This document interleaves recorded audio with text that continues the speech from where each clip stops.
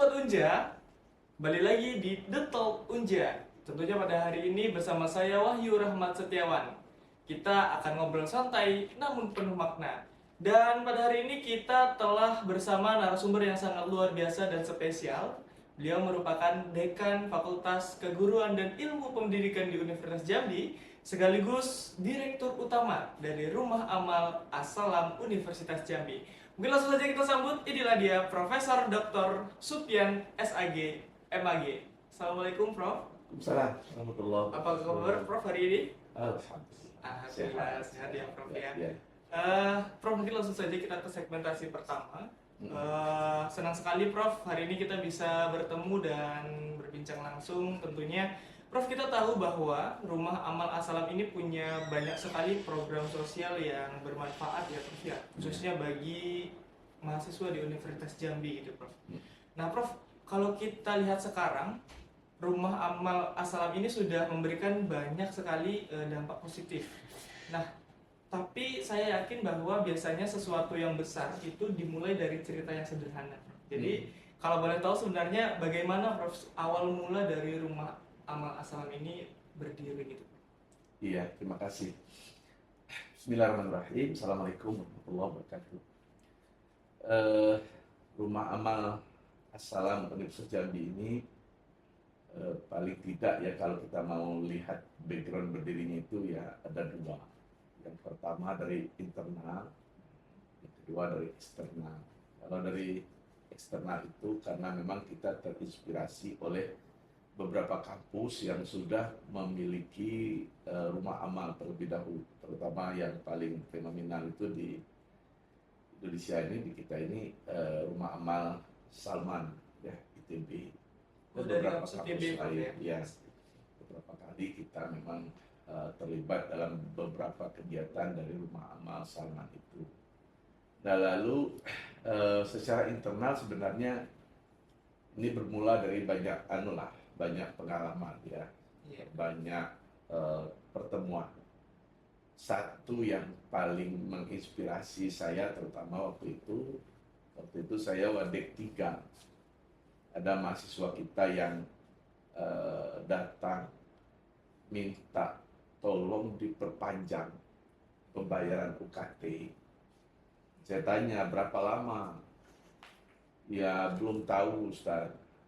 Mama kami itu mau menunggu padinya agak menguning sedikit. Nanti kalau sudah agak menguning, lalu dipanen, ya baru kemudian diolah jadi beras. Beras itu yang dijual baru bisa dapat uangnya. Saya kira ini bukan waktu yang singkat kan, dan mungkin mau menunggu yang seperti itu. Saya tanya, waktu itu saya tanya, berapa UKT-mu? Kan agak kaget juga saya, ternyata UKT-nya cuma 500.000. Masya Allah, waktu itu saya bayarin UKT-nya. Terus kira-kira 2 minggu datang ibunya, berterima kasihnya luar biasa. Lalu dia bilang, boleh tak Ustaz, kami bayar 300.000 saja dulu. Karena itu baru dapatnya, nanti kami dapat uang lagi, kami lunasi lagi.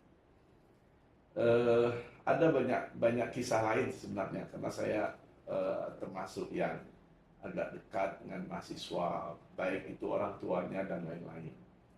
Sehingga menurut saya harus ya saya cari ruang bagaimana membantu teman-teman yang seperti itu. Dan yang ketiga sebenarnya itu berasal dari latar belakang saya juga. Saya dulu kuliahnya sangat susah sekali.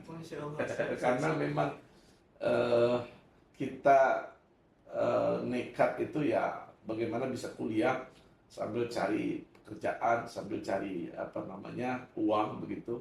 Kadang-kadang saya harus jalan kaki dari tempat ke kampus itu beberapa kilo sehingga basah semua kalau gitu. Nah, kalau ada yang membantu itu terasa luar biasa. Maka saat itu saya coba inisiasi mengumpulkan beberapa kawan dan koordinasi dengan Pak Rektor, Prof Helmi tentang kemungkinan boleh tidak kami buat. Dan Kemudian dipelajarilah ya beberapa hal dan lain-lain. Menurut saya meskipun tidak bisa sebesar Rumah Amal Salman. Rumah Amal Salman itu proyeknya sudah miliaran, ya sudah mendapatkan amanah luar biasa dari masyarakat, dari umat. Nah, kita ya memulai saja dulu itu sudah luar biasa, walaupun dia tidak harus sebesar Salman. Alhamdulillah disetujui oleh Pak Rektor dan kemudian di SK-kanlah Rumah Amal As-Salam. Kenapa As-Salam? Karena nama masjid kita itu As-Salam. Ya, ITB kenapa Rumah Amal Salman? Karena nama masjidnya Salman gitu. Nah, jadi kita agak berpatokan ke masjid dan berpusatnya ke masjid. Nah, alhamdulillah keluar SK-nya itu dan kita coba kumpulkan, kita rapat. Meskipun tidak seperti yang kita harapkan idealnya, tetapi alhamdulillah beberapa aspek itu sudah berjalan dan sudah mulai merasakan makna dari sebuah organisasi sosial. Ini murni sosial. Jadi teman-teman yang bekerja di situ ya tidak ada memikirkan keuntungan atau memikirkan gaji dan lain-lain. Walaupun namanya tadi itu ya seperti ya Pak Direktur Utama, karena kita belajar dari susunan yang ada di Salman itu ya. Rasanya agak malu juga kalau disebut Direktur Utama itu mungkin begitu ya. Tetapi ya karena kita belajar dengan Rumah Amal Salman, begitu strukturnya, maka kita menyesuaikan pula dengan strukturnya seperti itu. Iya, Prof. Luar biasa sekali ya, Prof. Sangat menarik ternyata dari sejarah dari Rumah Amal As-Salam ini. Berarti memang Rumah Amal As-Salam ini lahir ataupun berangkat dari kepedulian yang benar-benar ada dan nyata di lapangan gitu ya, Prof. Iya. Dari cerita tadi terlihat bahwa program ini bukan hanya sekadar bantuan finansial, Prof, tapi juga membawa nilai kepedulian dan tanggung jawab sosial yang sangat kuat. Prof, kalau boleh tahu sebenarnya boleh diceritakan, Prof, sebenarnya apa itu Rumah Amal As-Salam ini dan peran utamanya di Universitas Jambi itu seperti apa kira-kira? Iya, jadi kita memang menyiapkan beberapa program dan alhamdulillah programnya itu juga sudah jalan ya, hampir sudah jalan. Umpamanya ini sebentar lagi mau Idul Adha, maka kita menyelenggarakan ibadah kurban. Ya, kemudian kalau Ramadan kita menyediakan buka bersama gratis untuk ya sekitar 60 orang Yang di mahasiswa Masjid yang Ujung Masjid Salam setiap hari itu ya makan makan bersama atau buka bersama gratis. Lalu di ujung-ujung Ramadan kita menyediakan uang THR untuk para cleaning service, untuk para satpam gitu ya. Dan dengan ada juga yang menyesuaikan seperti kemarin ketika musibah di Sumatera, Aceh, Padang dan Sumatera Utara itu ya lumayan yang menyampaikan donasi melalui Rumah Amal itu tahap pertama lebih 70-an juta kalau tidak salah. Tahap kedua waktu itu sekitar 40-an juta. Nah, yang memang jadi ikon gitu sebenarnya sesuai dengan target utama kita itu adalah beasiswa, ya beasiswa Rumah Amal atau beasiswa orang tua asuh. Ya, kita memang menyebut orang tua asuh itu karena memang sumbernya itu dari dosen-dosen kita juga yang ikhlas dan berkelebihan kemudian berniat membantu, tetapi tidak secara khusus lalu kemudian terhubung langsung ya dengan yang menerima itu. Nah, kemudian yang kedua, kita memang membantu UKT yang rendah. Ada juga yang agak bertanya, kok yang UKT rendah-rendah kan Ustaz? Rendah kan dikit bayangannya, gitu kan? Ngapa ada yang besar-besar yang dibantu?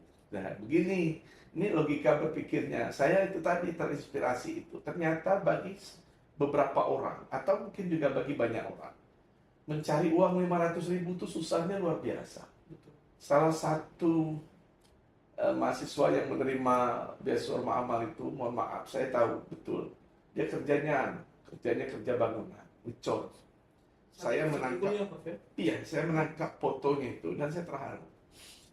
Dia sedang ngecor itu, apa bahasanya di bawah itu eh, dengan bahasa daerah tertentu, tapi saya maksudnya kira-kira begini. Dia bilang, saya ini kaya tidak rupa jauh. Pekerjaan apa yang saya harus menolak?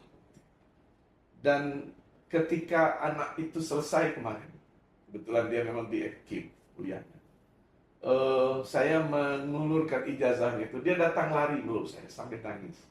Terima kasih Ustaz, berkat Ustaz saya bisa selesai.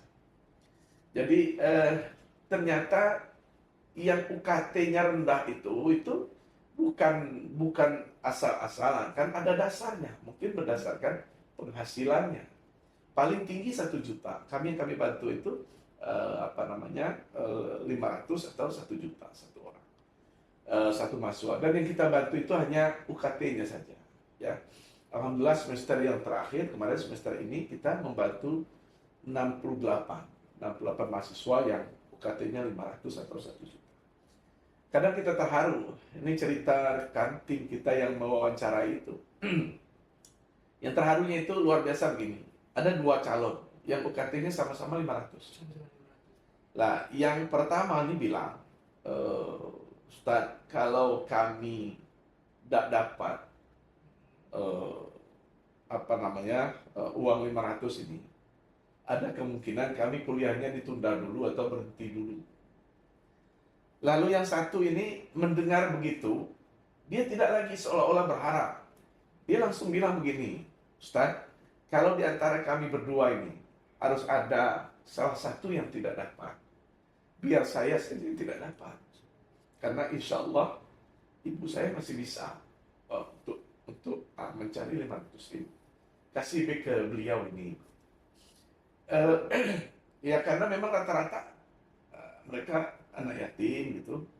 Yang kalau memang betul mereka anak yatim, kadang-kadang yang 1 juta kita bantu 1 juta dan seterusnya. Nah ini saya merasa berbahagia begitu karena sesungguhnya masih sangat banyak anak-anak kita yang mereka itu tidak mendapatkan KIPKA. Mereka ini rata-rata kan sebenarnya daftar KIPKA, tapi karena KIPKA itu terbatas, akhirnya ya ada lagi yang dipilih sehingga mereka yang tidak dapat. Nah masih banyak itu. Kami sudah lacak data mahasiswa yang UKT-nya berkisar 500 itu hampir 800 orang. Sementara kita cuma baru bisa membantu sekitar 70 orang. Dan yang mendaftar itu kadang-kadang sampai 300 orang yang mendaftar untuk menerima beasiswa itu. Itulah yang dipilah betul oleh tim seleksi kita, mana yang lebih penting, mana yang lebih sangat berharap. Dan biasanya yang ketemu seperti itu. Ketemu mereka itu mau mengalah, biarlah mereka yang tidak dapat, asal kawan ini dapat, dan seterusnya. Nah, saya kira ke depan kita berharap mudah-mudahan akan semakin banyak. Sebenarnya kami punya inspirasi itu, tapi ya masih dalam proses gitu. Nanti kalau ada keluarga besar Unja yang tertimpa musibah gitu, maka rumah amal bisa memberikan santunan gitu ya. Atau bahkan kalau dalam jangka panjang ya bisa saja musibah-musibah yang lebih besar gitu rumah amal berpartisipasi. Seperti rumah amal Salman itu, karena mereka memang banyak menerima donasi gitu. Kalau ibadah kurban, mereka itu nyebar kurban itu kemana-mana. Dan alhamdulillah karena kita ada koneksi, rumah amal Salam biasanya selalu dapat 1 gitu dari rumah amal Salman itu untuk menyebarkan kurbannya di Jambi, yang biasanya kita peruntukkan kepada mahasiswa kita yang tidak pulang saat Idul Adha. Jadi memang untuk saat ini kita masih fokus kepada ya keluarga besar internal Universitas Jambi dalam bentuk-bentuk yang ya baik itu terprogram seperti tadi maupun juga yang insidental gitu ya, yang insidental ya kayak kemarin itu. Kita menjadi salah satu penyalur kerjasama besar untuk membantu ya yang tahap pertama ke Padang, yang tahap kedua ke Sumatera Utara. Alhamdulillah itu yang melalui Rumah Aman Asalam. Tapi Prof, menarik tadi kalau kita berbicara mengenai Idul Adha. Kalau boleh bercerita Prof, tahun lalu gitu kan, Idul Adha tahun lalu, saya punya kawan Prof, dia dari provinsi sebelah, Sumatera Selatan Prof. Dan ketika itu kami sekelas pulang kampung kan Prof, dan dia tidak, dia stay di Mandalo karena ya untuk pulang kampung saja biayanya kurang gitu Prof. Jadi apalah kegiatan waktu itu kan saya tanya Prof, apa kegiatan? Saya bantuin unja kurban. Nah, waktu itu dia bilangnya unja kurban Prof, karena dia belum tahu program ini kan Prof. Nah, gitu. Jadi memang yang artinya itu memang dari program Rumah Asalam Unja ini betul-betul berdampak bagi mahasiswa-mahasiswi yang benar-benar membutuhkan itu Prof. Saya luar biasa seperti itu. Dan ketika itu artinya tuh kawan saya tuh tahan untuk tidak pulang untuk membantu prosesi pelaksanaan kurban di Universitas Jambi supaya nanti bisa dapat daging untuk makan selama satu minggu depan. Iya, beberapa program itu memang kita peruntukkan ke mahasiswa. Kurban ada khusus untuk mahasiswa yang buka bersama. Itu kan rata-rata anak-anak mahasiswa kita semua. Saya tidak tahu persis macam mana mereka tahu. Pernah satu ketika akhirnya begini, kita pakai link pendaftaran kalau sudah umpamanya kita butuh 60 orang. Maka kalau sudah 60 orang kita tutup. Karena kalau tidak, kami pernah suatu ketika kita menyiapkan untuk 60 orang, yang datang 200-an gitu. Karena kayaknya terbuka pengumuman siapa yang mau berbuka gitu, ya datang 200-an orang. Kaget kita kan, paling tidak ada yang sudah mau Isya baru dapat. Karena kita menyiapkan dari awal itu 60. Sisanya itu harus pesan ke sana, pokoknya rumah makan di depan tuh ini pesan 10, 20. Akhirnya ada yang sampai Isya. Maka kemudian kalau begini, ya satu kitanya belum mampu secara keseluruhan begitu gitu ya. Karena kita maunya bertahap, setiap hari ada gitu. Karena yang kedua itu tadi ya apa namanya tidak terkontrol gitu. Makanya kemudian pakai link. Nah, diisilah link itu kemana nyebarnya. Pokoknya siapa yang ngisi duluan 60 orang, nah itulah nanti yang kita undang datang ke masjid itu. Nah, saya sih sebenarnya mimpi saya ya, kalau kita lihat ada kampus-kampus yang tebar takjil 1000 gitu kan, itu luar biasa. Cuma ya saya pikir bisa kalau untuk satu hari gitu. Setelah itu tidak makan-makan ini. Kalau ini kan mudah-mudahan secara bergiliran dapat. Saya pesan betul kalau kira-kira bakal tidak hadir, jangan ngisi, karena nanti kalau tidak hadir kan kasihan ada satu paket yang tidak ada memanfaatkan gitu dan seterusnya. Jadi semuanya masih memang kita mau membantu mahasiswa ya. Beasiswanya mahasiswa, kemudian buka bersamanya mahasiswa, dan kita kerjasama dengan Dharma Wanita ya. Dharma Wanita itu kemarin pas Idul Fitri semua mahasiswa yang ngeteh di masjid, umpamanya ngeteh tinggal di masjid Salam, masjid FK, masjid peternakan gitu. Oh kemarin kita kasih juga gitu, kita undang sama Dharma Wanitanya dikasih bantuan gitu. Jadi kenapa begini ya, sekali lagi saya bilang karena saya itu berangkat dari keadaan yang seperti itu, kebanggaan dan kebahagiaan betul kalau kita bisa membahagiakan orang lain yang membutuhkan saat itu. Maka saya sebenarnya sangat berharap, menghimbau, dan alhamdulillah kita masih terus mendapatkan dukungan gitu. Kayak ini nanti sebentar lagi kan udah mau habis semester nih. Nah, semester depan kami jalani lagi list gitu. Siapa yang mau bantu 500 juta dan lain-lain.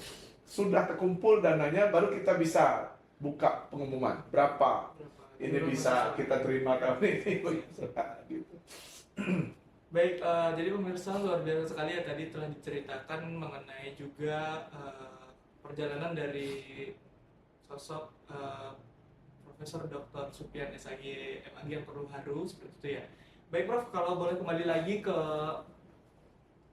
program beasiswa dari Rumah Amal As-Salam ini, sebenarnya kira-kira syarat bagi penerima mahasiswa ini seperti apa Prof? Ya, biasanya itu kan memang itu disebar secara bebas gitu ya. Lalu syarat utamanya itu ya, kalau sekarang kita masih menyebutkan UKT-nya sekitar 500 sampai 1 juta. Jadi yang ber-UKT 500 sampai 1 juta itulah yang mendaftar.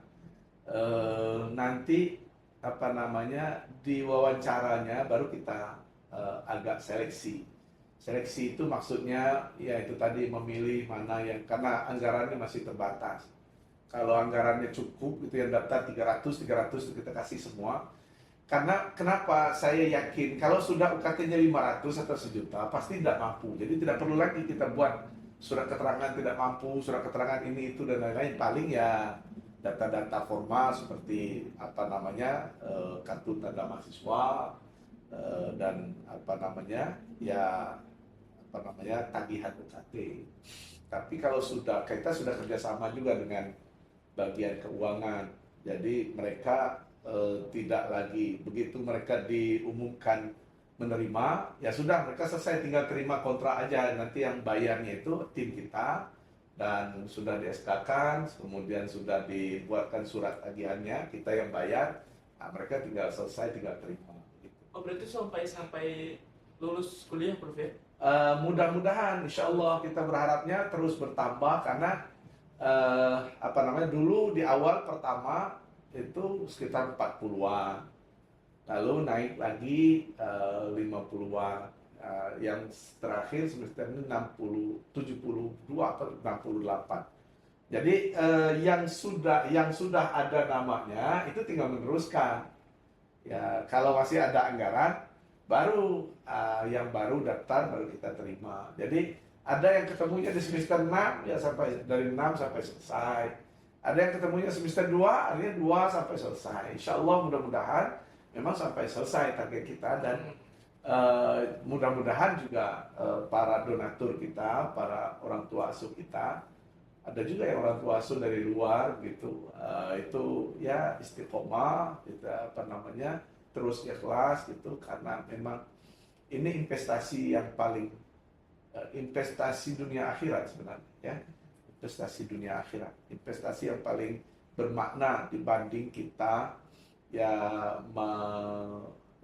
mewakafkan dalam arti makanan gitu, itu kan habis langsung. Yes, betul. Tapi mewakafkan dalam bentuk ini, itu dia akan terus berputar, berjalan. Apalagi nanti kalau dia sudah selesai, ya paling tidak mungkin dia terkenang, teringat bahwa kesuksesannya itu antara lain dibantu dari Rumah Amal As-Salam. Kita ketika acara pemberian, biasanya ada acara ya penyerahan beasiswa itu, selalu kita tekankan bahwa ya doakan orang tua asuh yang sudah ikhlas membantu gitu, walaupun ya tidak tahu personalnya. Kemarin awalnya sih terpikir kita untuk mempertemukan secara personal. Maka kita takut pula ada hal-hal yang nanti maaf umpamanya di luar kendali. Oh dia tahu nih, oh ini orang tua akad saya, bentar di WA-nya minta duit gitu kan, mahal pula. Sementara ini kan apa namanya, makanya tidak jadi. Saya bilang sudahlah kita batas itu baik, tetapi kita punya catatannya. Ini orang tua yang membantu, ini mahasiswa yang dibantu dan seterusnya. Baik Prof, luar biasa sekali. Prof, di luar sana pasti masih banyak sekali mahasiswa yang sedang berjuang, mungkin merasa terbatas secara ekonomi, bahkan ada yang hampir menyerah dan dalam kondisi mereka gitu Prof. Dengan pengalaman dan segala kisah yang Prof miliki selama ini, boleh dong Prof kira-kira mungkin untuk memberikan sedikit motivasi kepada teman-teman yang sedang berjuang di luar sana. Iya, saya itu udah tahu ya, sampai hari ini masih ada aja anak atau orang tua yang, atau mungkin karena ini ada sangkut pautnya dengan Rumah Amal As-Salam gitu ya, yang memang kelihatan sangat membutuhkan ya. Bahkan ada yang menyebutkan kuliah kami ini tergantung ustadz lah lagi gitu. Kalau ustadz tidak bantu kami selesai dan lain-lain gitu. Tapi begini, eh, kalau dibanding masa lalu, masa saya kuliah dulu, atau katakanlah dosen-dosen yang senior itu rata-rata dulu kami kuliahnya tidak ada senang seperti sekarang. Nah, sekarang ini anak-anak kuliah lah pakai motor galau, kami dulu masih pakai jalan kaki. Dan percayalah bahwa satu kuliah itu adalah jalan keluar kita untuk menuju kehidupan yang lebih baik. Saya kalau tidak kuliah, kalau tidak nekat, tidak ngotot, ya bisa. Saya kira saya sekarang paling hebatnya itu Toki Getah. Toki Getah sekarang tidak ada lagi, bangkrut galau Toki Getah, Getah itu tidak laku lagi. Tapi ya itu tadi berkat kita nekat. Ya saya yakin betul kalau pepatah kita kan di mana ada kemauan di situ ada jalan. Kalau pepatah apa namanya Arabnya itu ya kalau kita memang betul-betul apa namanya sungguh-sungguh pasti dapat, gitu kan? Nah, apalagi sekarang jalannya banyak. Saya dulu, mohon maaf, saya itu dulu pernah kerja nyuci piring, pernah kerja jualan tempoyak, jualan kacang gitu, dorong gerobak. Punya teman-teman saya beberapa itu ada semua kan, dan kita apa namanya ya menganggap itulah jalannya kalau mau kita berubah gitu ya. Maka kalau sekarang dengan keadaan perekonomian dan apa namanya kehidupan yang sebenarnya sudah lebih baik, banyak jalan itu, banyak caranya itu. Zaman kami dulu tidak ada beasiswa, ya adalah beasiswa sekali saya tuh super smart. Itulah beasiswanya dulu tuh zaman kami itu super smart. Kalau sekarang masing-masing lembaga ada semua beasiswanya. Ada Basnas, ada BI, ada Pelindo, ada yang induk ini kan memang dari pemerintah, KIP dan lain-lain itu. Sehingga kalau apa namanya mantul gitu, saya kira itu kemauannya saja yang kurang. Maka ya kita antara lain menjadi salah satu ruang. Tetapi yang kita ambil ini yang memang yang ruang-ruang yang memang agak berat gitu karena pilihan-pilihan yang berat sehingga masih ada pilihan-pilihan yang lain. Beberapa calon mahasiswa itu sudah down duluan ketika dia tidak lulus KIPKA. Saya bilang kuliah saja dulu 1 semester, 2 semester. Nanti kalau IP-nya bagus, kalau apa namanya nilainya bagus, ruang itu banyak, ya ruang itu luar biasa. Sekarang bahkan di kampus kita ini ya, saya tahu betul beberapa dosen itu secara mandiri dia menjadi orang tua asuh itu. Dapat dia kabar, aduh anak tidak bisa kuliah gitu, kenapa bapaknya meninggal, berapa UKT-nya? 1 juta. Udahlah kita patungan. Ada prodi yang begitu, patungan kita bantu kan begitu. Yang begitu-begitu kemudian kita rangkul lagi mana yang kita masukkan gitu, kemudian kita jadikan rumah amal. Ada satu riwayat yang agak lucu itu. Kita sudah tutup ini. Sudah tutup, sudah diumumkan. Lalu ada dosen yang bilang, Ustaz, cuman caranya Ustaz, ada seorang anak nih, itu katanya 1 juta lah, limit-limit dia tidak bisa bayar. Kata saya, tidak ada lagi sekarang kami duitnya lah cukup dan lah sudah diumumkan. Tapi kasihan Ustaz anak nih. Mau tidak awak lah yang bantunya? Nanti kami fasilitasi, kita bantu prosedurnya, tapi awak lah yang jadi orang tua asuhnya 1 juta nih. Dapat apa lah Ustaz? Dapat gitu 1 gitu. Jadi kita link-link itu rata-rata kan banyak yang menyampaikan. Beberapa orang tua asuh itu bahkan menitip gitu, yang dia tahu ini ada anak ini namanya ini gitu, ini nomornya coba dihubungi dan lain-lain. Dan itu kita kejar. Kita tidak hanya menunggu, kita memang agak jemput bola. Seperti tadi yang cerita itu anak yang kerja bangunan itu. Saya sih awalnya tidak kenal. Lalu saya lihat nih, kata ada anak yang lain, ini mahasiswa kita Pak. Iya. Saya cari ada nomornya, ada. Dan betul, ternyata UKT-nya 500. Maka saya bilang, udahlah kau UKT biar kita yang patuh. Kau kalau kerja tinggal nyari makan dan lain-lain gitu. Ada salah sempat dia 3 semester dapatnya itu sampai sebelum dia selesai itu. Jadi kita kadang jemput bola. Kalau ada yang begitu-begitu itu kita jemput bola. Dan kalau acara penyerahan itu acara sebenarnya acara tangis gitu. Kita minta sambutan dari orang tua asuhnya menangis gitu ya. Saya kadang juga kalau pas sambutan itu susah nahan air mata. Dan mohon maaf juga, saya lihat Pak Rektor kita itu juga termasuk yang agak gitu. Kalau dia sudah sambutan, nah udah keluar air mata pula. Jadi apa namanya? Mudah-mudahan ini membawa barokah kan, karena kita tahu Nabi nyebutkan kalau kita melepaskan kesulitan orang, insya Allah Allah akan melepaskan kesulitan kita. Kalau kita memberikan bantuan kepada orang lain, insya Allah Allah akan memberi bantuan kepada kita. Kalau kita mudahkan urusan orang lain, mudah-mudahan Allah memudahkan urusan kita. Jadi lillah begitu, ini hanya untuk amal, maka namanya rumah amal begitu.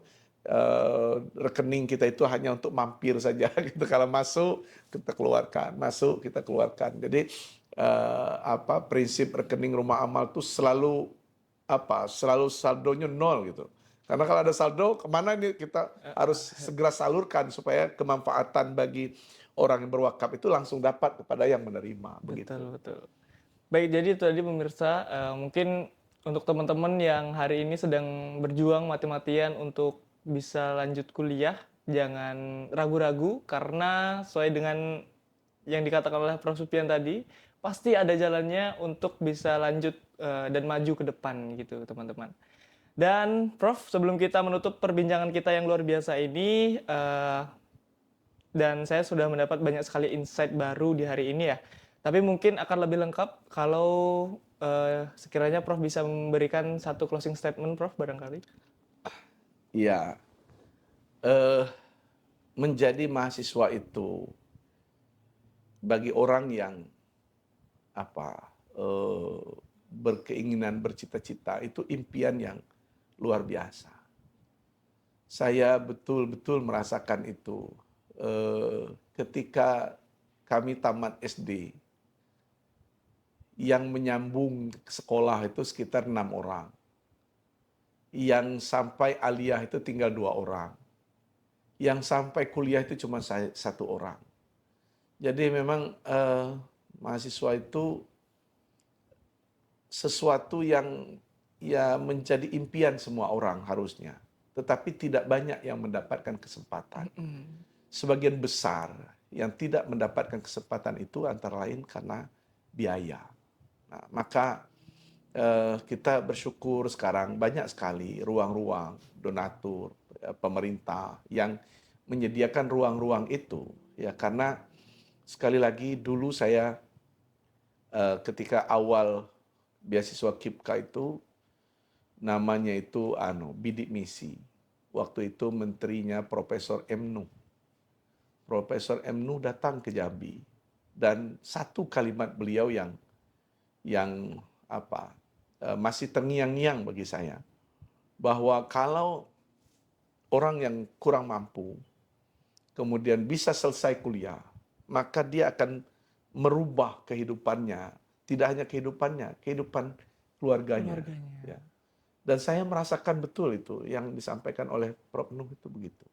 Maka banyak pihak yang menyebarkan atau membantu, memberikan ruang beasiswa dan lain-lain itu sebenarnya membantu orang keluar dari kehidupannya yang sulit untuk mudah-mudahan menjadi kehidupannya yang lebih baik. Nah, Rumah Amal sebenarnya bercita-cita, berniat untuk menjadi salah satu ruang pilihan bagi anak-anak kita yang kurang mampu tadi itu, ya, untuk kita bantu, walaupun memang itu tidak seberapa, ya. Kalau dari jumlah tidak seberapa. Paling kita membantu UKT-nya 500 atau 1 juta. Tapi bagi sebagian orang 500 dan 1 juta itu luar biasa. Betul. Mencarinya. Belum tentu dia 10 hari sebulan itu bisa dapat. Maka kita yang menjadi penyangga, menjadi jalan begitu. Saya tentu berpesan pertama kepada adik-adik mahasiswa, karena ini sudah disebar begini ya. Ya, kalau ada ruang-ruang yang lain, kejarlah ruang-ruang yang lain dulu ya. Tapi kalau memang tidak ada lagi ruangnya, kita Rumah Amal As-Salam akan berusaha membantu. Ya, gitu. Baik Prof, luar biasa sekali, Masya Allah. Terima kasih banyak Prof atas segala ilmu dan cerita dan seluruh inspirasi hari ini yang telah dibagikan. Semoga Rumah Amal As-Salam terus menjadi jembatan kebaikan bagi mahasiswa di Universitas Jambi gitu dan membantu banyak orang bahkan bisa lebih luas ke lingkungan di sekitar Universitas Jambi. Baik Sobat Unja, semoga perbincangan kita pada hari ini bukan hanya sekadar menambah wawasan, tetapi juga bisa menumbuhkan rasa semangat untuk mencapai pendidikan yang lebih tinggi serta mengubah masa depan menjadi yang lebih baik. Untuk itu, sampai jumpa di The Talk Unja selanjutnya. Universitas Jambi, inovatif dan unggul dalam kompetisi.